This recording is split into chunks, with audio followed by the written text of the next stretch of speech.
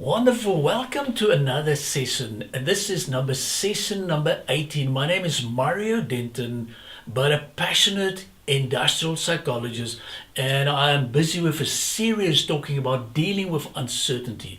And today I want to talk about number 18, self-awareness. Why is it so important? How do we express our feelings? And are you able to do it? Yes or no? So the topic that I want to highlight again is during tough times, we're going to see lots of things. We're going to see things that we don't like. And I think it's the best way to do it is I want to give you a story. And I'm going to reflect on a brilliant story, and it's named It Is Well With My Soul. So let me give you some background about this specific famous hymn. Listen to it.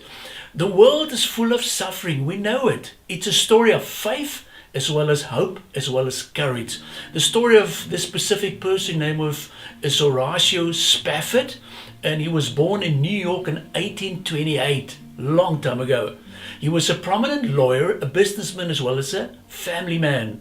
And he lost everything during that great Chicago fire. He also lost his 4-year son due to scarlet fever. And as a result of that, he sent his wife over to England. So listen, please, you need to take a rest. So he sent Anna, his wife, plus the 4 daughters, as well as the 4 daughters, as I explained to you on the ship. He expected to follow them a couple of days later, but the ship was struck by an English ship and then sank within 12 minutes. Anna was rescued, and back in Wales, she sent him a note, and it was all about saved alone. But we've lost our 4 daughters. It was Anne, it was Maggie, it was Bessie, as well as Taletta. Now, what do you do when you receive news like that? So receiving that seriously bad, horrific news, Spafford left immediately to join his wife. But he asked the captain of the ship on which he was sailing to notify him when he approached that specific area where the ship went down. So he went into the cabin and he put the words together, "It is well with my soul." How can you do that, Mario? This is not easy. This is a tough time. And I want you, Google that song, "It Is Well With My Soul," and listen to the words. But then afterwards, with God's help, he and his wife pick up their broken lives and start with a children's center where they, at that stage, were able to help more than 30,000 people per year. So what are we saying? The Lord is close to the brokenhearted. He rescues those who are crushed in spirit. That to me is very important. So I'm going to ask you right now, talk about your positive feelings, talk about your negative feelings, what really triggered you. And you're going to experience these type of things in this time. There's going to be anger, there's going to be even annoyance, there's going to be guilt, there's going to be embarrassment, there's going to be resentment, there's going to be even things like shame and all these type of things. But there's also some beautiful emotions on the other side about courage and excitement and joy and passion and relief. To me, that's important. So analyze your emotions during the time, see what's happening, talk about it. And then I want to use another short, lovely story. Listen to this. A reporter asked a couple, "How did you manage to stay together for 65 years? The woman replied, "We were born in a time when if something was broken, we would fix it." And I want to ask you also, let's start fixing the things right now. Let's get involved. And I'm thinking also of a poem when I've done, and I was part of my research for this presentation. It was a poem, it was first of all written in 1869.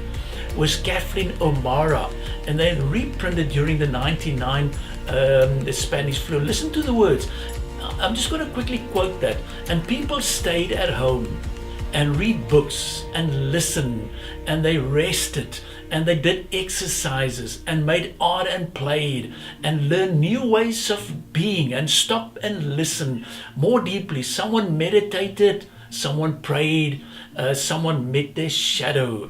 People began to think differently, and people healed. In the absence of people who lived in ignorant ways, dangerous and meaningless and heartless, the earth also began to heal.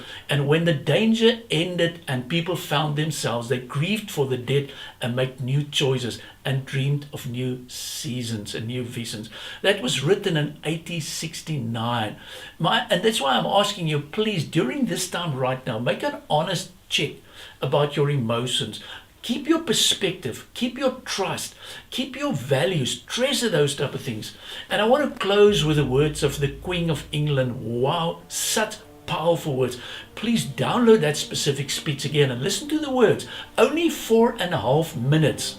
Not 20 minutes. Listen to the words. She said the following: we will succeed, and that success will belong to each and every one of us.